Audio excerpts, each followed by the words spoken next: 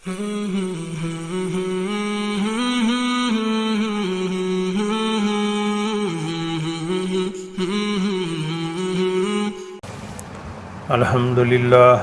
نحمدہ نصلی علی رسولہ الکریم اما بعد فاعوذ باللہ من الشیطان الرجیم بسم اللہ الرحمن الرحیم۔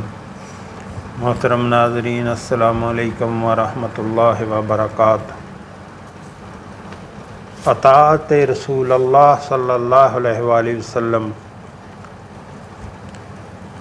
رسول اللہ صلی اللہ علیہ وآلہ وسلم کا حق ہے امت پر کہ آپ صلی اللہ علیہ وآلہ وسلم کی اطاعت کی جائے اور آپ صلی اللہ علیہ وآلہ وسلم کی نافرمانی نہ کی جائے، کیونکہ آپ کی اطاعت اللہ کی اطاعت ہے اور آپ صلی اللہ علیہ وآلہ وسلم کی نافرمانی اللہ کی نافرمانی ہے۔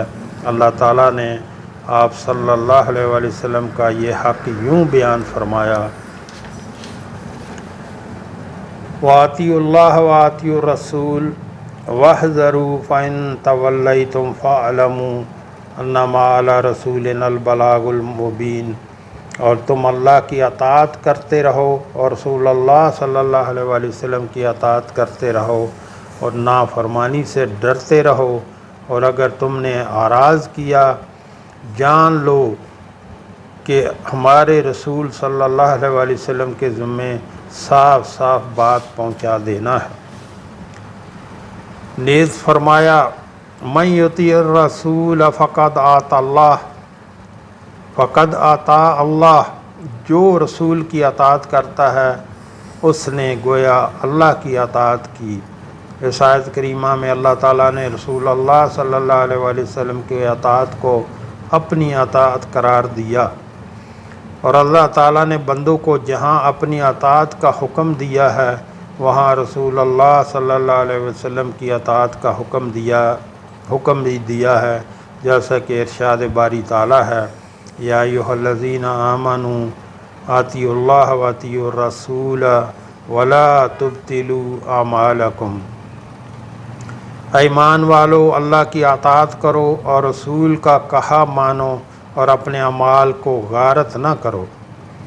نیز ارشاد باری تعالیٰ ہے: یا ایھا الذین آمنوا استجیبوا للہ وللرسول اذا دعاکم لما یحییکم وَاعْلَمُوا أَنَّ اللَّهَ يَحُولُ بَيْنَ الْمَرْءِ وَقَلْبِهِ وَإِنَّهُ إِلَیْهِ تُحْشَرُونَ۔ اے ایمان والو، اللہ اور رسول صلی اللہ علیہ وآلہ وسلم کا حکم مانو جب رسول تمہیں ایسی چیز کی طرف بلائیں جو تمہارے لیے زندگی بخش ہو، اور یہ جان لو کہ اللہ تعالیٰ اور اس کے دل کے درمیان حائل ہو جاتا ہے اور اس کے حضور تم جمع کیے جاؤ گے۔ محترم ناظرین، آگے بڑھنے سے پہلے یہاں آپ سے گزارش کرنا چاہوں گا، ہمارے ہاں دن کے ٹائم میں ایک دسترخوان چلایا جاتا ہے جو کہ فری آف کاسٹ، بلا معاوضہ کوئی بھی اس میں کھانا کھا سکتا ہے۔ ہمارے آقا صلی اللہ علیہ وآلہ وسلم کا فرمان ہے کہ سلام کو عام کرو، یعنی سب کو سلام کرو، کوئی جاننے والا ہو یا نہ جاننے والا ہو سب کو سلام کرو اور لوگوں کو کھانا کھلاؤ، سلامتی کے ساتھ جنت میں داخل ہو جاؤ گے۔ تو جو ہمارے بہن بھائی ملک میں یا ملک سے باہر، مثلا امریکہ، کینیڈا، برطانیہ، خلیجی ریاستوں میں، یورپی ممالک میں رہتے ہیں، ان سے گزارش کروں گا کہ آپ بھی اس کار خیر میں اپنا حصہ ضرور ڈالیں، تاکہ یہ آپ کے تعاون سے اور اللہ کے کرم سے ہمیشہ چلتا رہنا چاہیے۔ یاد رکھیں، جو آپ نے اللہ کے راستے پہ خرچ کر دیا تو اللہ اس کو دنیا میں بھی کئی سو گنا بڑھا کر واپس کر دیتے ہیں اور وہ آخرت کا ذخیرہ بن جاتا ہے، اور جو آپ نے دنیا پہ خرچ کر دیا وہ ضائع ہو گیا۔ اس لیے اپنے مہینے کی سیلری میں سے یا اپنے کاروبار میں سے کوئی 5% یا 10% نکال کے اللہ کے راستے پہ خرچ کیا کریں اور اپنے لیے آخرت کا ذخیرہ بنائیں۔ ویڈیو کے بھی نیچے میرا واٹس ایپ نمبر چل رہا ہے، اس پہ رابطہ کر کے آپ طریقہ کار پوچھ سکتے ہیں۔ اللہ ہم سب کو نیک عمل کی توفیق عطا فرمائے۔ اور حضرت ابو سعید المعلی رضی اللہ تعالیٰ عنہ بیان کرتے ہیں کہ میں مسجد میں نماز پڑھ رہا تھا، اسی دوران رسول اللہ صلی اللہ علیہ وسلم میرے پاس سے گزرے۔ آپ صلی اللہ علیہ وآلہ وسلم نے مجھے بلایا، لیکن میں آپ کی خدمت میں حاضر نہ ہوا یہاں تک کہ میں نے نماز مکمل کر لی۔ پھر میں آپ صلی اللہ علیہ وآلہ وسلم کی خدمت میں حاضر ہوا تو آپ صلی اللہ علیہ وآلہ وسلم نے پوچھا، تمہیں کس بات نے میرے پاس آنے سے منع کیا؟ میں نے عرض کیا، اے اللہ کے رسول صلی اللہ علیہ وسلم، میں نماز پڑھ رہا تھا۔ تو رسول اللہ صلی اللہ علیہ وسلم نے فرمایا، کیا اللہ تعالیٰ نے نہیں فرمایا، اے ایمان والو، اللہ اور رسول صلی اللہ علیہ وسلم کا حکم مانو، جب کہ رسول تمہیں ایسی چیز کی طرف بلائے جو تمہارے لیے زندگی بخش ہو؟ اور فرمایا، جو کچھ تمہیں رسول دیں وہ لے لو، جو کچھ تمہیں رسول دیں وہ لے لو، اور جس سے روکیں اس سے رک جاؤ۔ یہ آیت اس بات کی دلیل ہے کہ رسول اللہ صلی اللہ علیہ وآلہ وسلم کا فرمان شرعی حجت اور واجب اتباع ہے، اور یہ حدیث بھی اس کی تائید کرتی ہے۔ حضرت عبداللہ بن مسعود رضی اللہ تعالیٰ عنہ نے فرمایا، اللہ تعالیٰ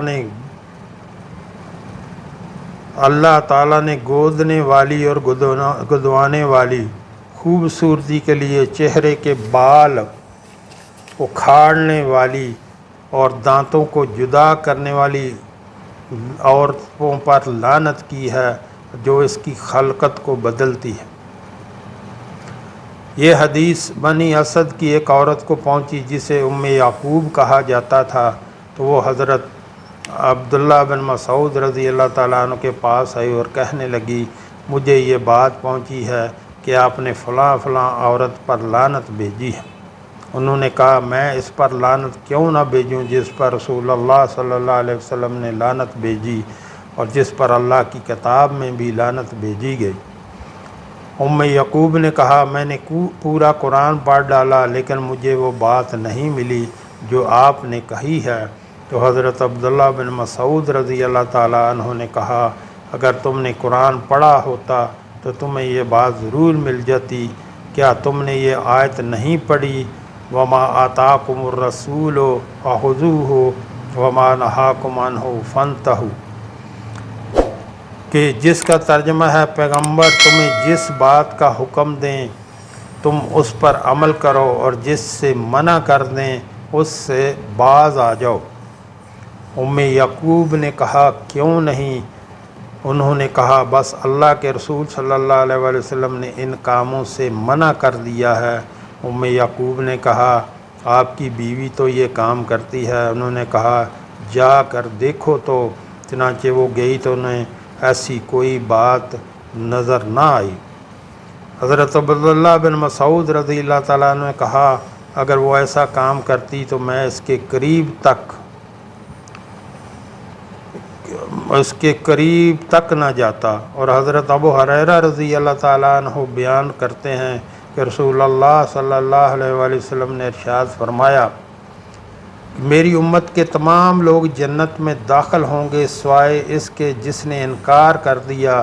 صحابہ اکرام رضوان اللہ اجمعین نے آپ صلی اللہ علیہ وسلم سے پوچھا کہ انکار کون کرتا ہے؟ آپ صلی اللہ علیہ وآلہ وسلم نے فرمایا، جس نے میری اطاعت کی وہ جنت میں جائے گا، اور جس نے میری نافرمانی کی اس نے گویا انکار کیا۔ تو محترم ناظرین، آپ آج دیکھ لیں کہ کون کون رسول اللہ صلی اللہ علیہ وآلہ وسلم کی اطاعت کرتا ہے اور کون انکار کرتا ہے۔ اطاعت کا مطلب یہ ہے، رسول اللہ صلی اللہ علیہ وسلم کی اطاعت یہ ہے کہ ہر وہ کام کیا جائے کہ جس کا رسول اللہ صلی اللہ علیہ وآلہ وسلم نے حکم دیا کرنے کا، اور ہر اس کام سے دور رہا جائے، ہر وہ کام چھوڑ دیا جائے جس کو نہ کرنے کا حکم دیا کہ یہ کام نہ کیا جائے۔